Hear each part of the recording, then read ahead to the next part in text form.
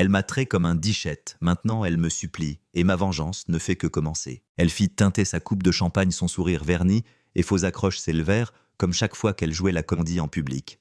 Jetait elle quelques mètres, observant alors qu'elle captivait une salle pleine de gens que j'avais payés pour impressionner. Mon nom n'était pas sur la liste des invités, mais ma carte bancaire, elle l'était. Sa voix sonna au-dessus des conversations.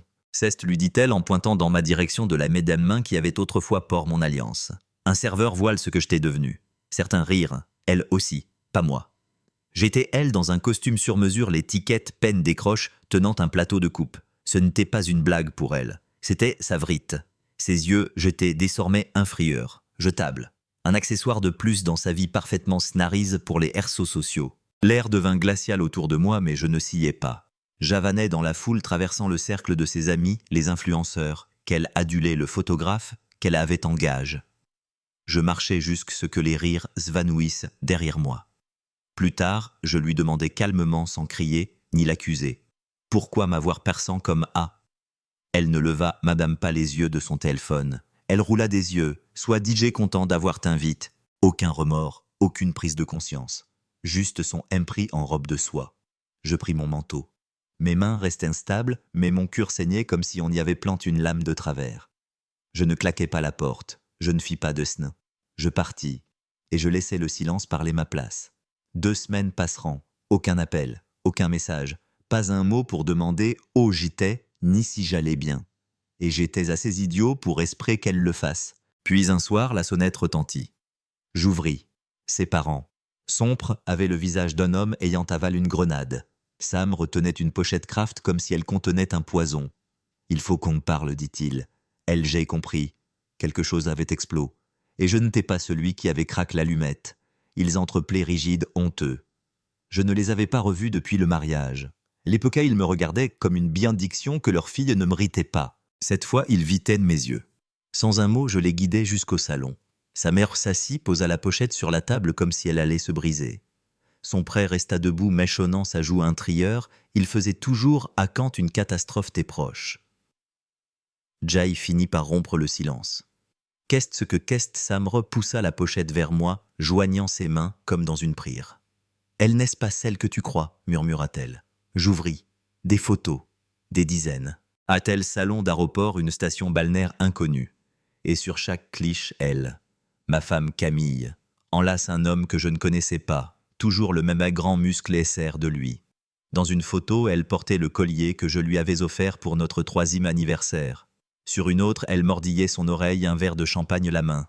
Chaque image tête une balle dans la poitrine. Son pro finit par parler honteux. C'était un de mes clients. J'ai rompu tout lien DS que j'aille su.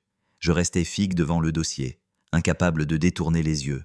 Je ne clignais même plus. Tout ce que je pouvais penser, c'était ce week-end où elle m'avait dit partir en retraite spirituelle entre amis. C'était 2 mois plus tété. Je lui avais par ses smoothies. Sam reposa sa main sur la mienne. On ne savait pas comment te le dire. Elle se croit intouchable maintenant. Je n'ai pas pleuré, je n'ai pas crié, mais ma peau frémissait de cette rage glace qui calcule. Elle a dit aux autres que j'étais son assistant, murmurai-je. Son preux serra la mâchoire. On a entendu. Un silence pesant. Pourquoi vous me montrez tout? Ah, leur regard est clair. Parce qu'elle ne mérite pas d'écrire l'histoire sa faon. Ils partirent peu âpres.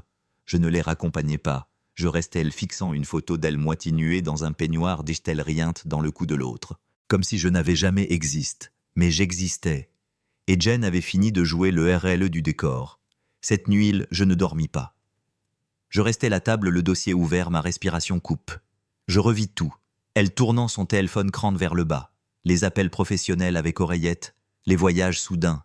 Et ce mépris croissant pour tout ce que je faisais. Un matin, elle se moque de mon jean l'appelant pantalon d'ouvrier.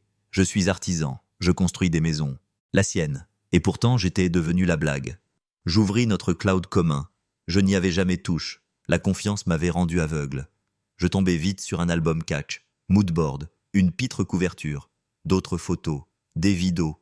Une seule suffit. Sa voix les bruits, le logo de LHTEL. Je refermai l'ordinateur d'un coup. Et comme un mauvais film, elle entra à 6h41. Camille. Ma femme. Comme si rien n'avait changé. Maquillage parfait. Talon la main. Oh, tu es debout. Je ne répondis pas. Tu as l'air affreux, dit-elle, en allant chercher une boisson nerctique. Et elle s'installa, comme si de rien n'était. Quoi, dit-elle, agace. Je me levai déposer le dossier devant elle. Elle jeta un il, puis rit. Tu fouilles mes paparazzi. T'es pathique.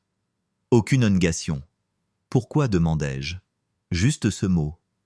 Son sourire devint un rictus, parce qu'il est intéressant, parce qu'il agit, et surtout parce qu'il ne sent pas le PL trait. En moi, quelque chose se fissura, lentement.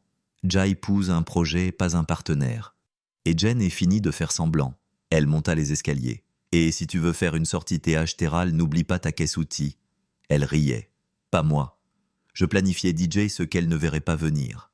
Je ne partirai pas. Je ferai tout scrouler.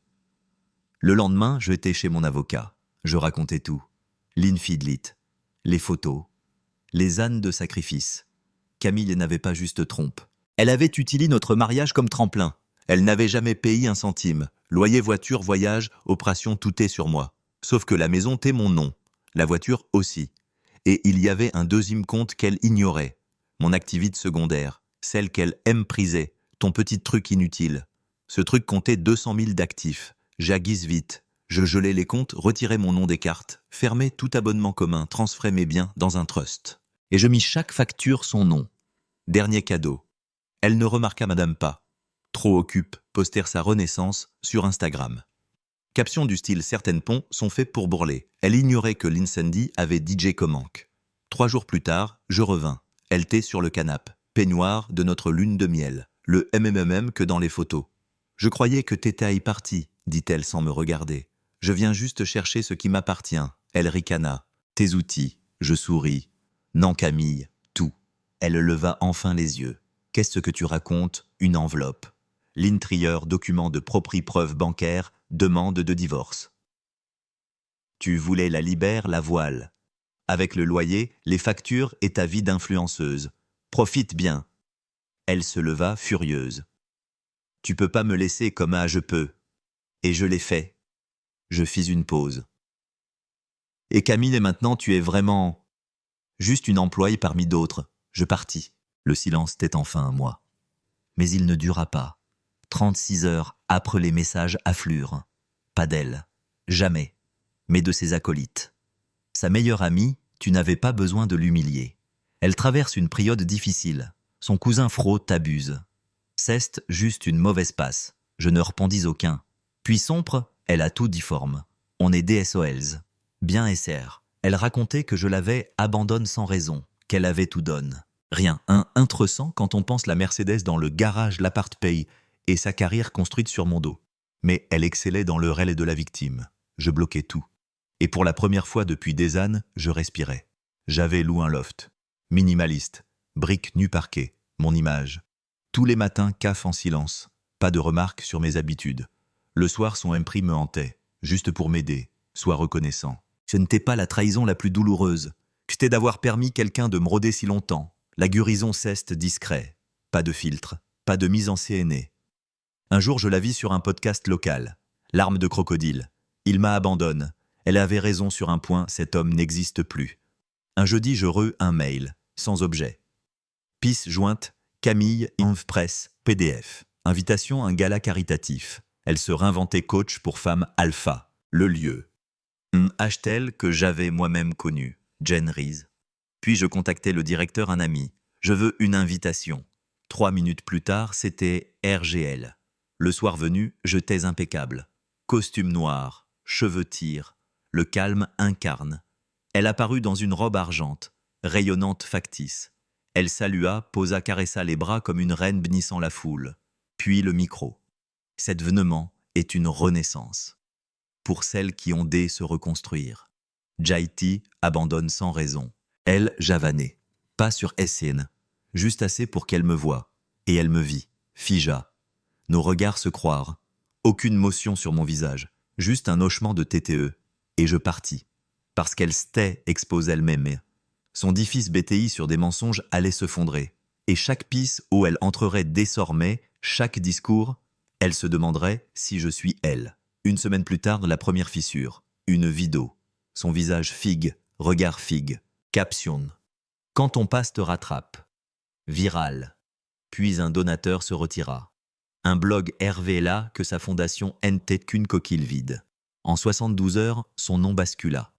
Certains la défendirent, d'autres la dénoncrent. Des captures des messages RVLS. Je ne jubilais pas. Je regardais, comme un homme assistant l'effondrement d'un immeuble qu'il avait BTI. Puis un message « Elle draille. Elle t'accuse. Bien sert, elle avait besoin d'une coupable. Moi. » Mais elle s'était sabordée toute seule. Un soir, je repassais devant notre ancien appart. Tain, vide. Mon téléphone vibra. Tu as eu ce que tu voulais. Heureux, je répondis Jai, juste perdu ce que je n'ai jamais vraiment eu. Et Jai, PCH, aucun retour. Mais je dormis enfin. Elle t'est hante, pas moi. 3 semaines de silence, plus de messages. Les Mendias tête passe autre chose. Elle avait disparu. Mais je la connaissais. Camille ne reste jamais dans l'ombre, sauf pour mieux revenir. Pourtant, elle ne m'atteignait plus. J'avais avant. Pas de renaissance théâtrale, juste vers l'avant. CAF, silence, chantier, le vrai travail. Un jour, une lettre arriva. Écriture familière, 3 mots. Tu m'as détruite, sans signature. Je la pliais, la posais, car je ne l'avais pas détruite. Elle l'avait fait seule. J'avais juste cesse de la sauver. Plus tard, je croisai Clara, son ancienne assistante. Elle semblait libre. Elle veut partir Bali, dit-elle. Se retrouver. Je souris. Elle trouvera le mensonge qui l'aide dormir. Clara hocha la tête. Elle parle encore de toi. Qu'elle parle. Je sortis. Soleil sur le visage. Air pur. Le silence. Enfin. Elle m'avait appelé son assistant. Elle avait voulu que mon amour ressemble de la soumission. Mais j'ai compris. Aider ce n'est pas une faiblesse. Se laisser détruire si. Je me suis reconstruit. Avec patience. Et cette fois, c'est moi qui prospère dans le silence.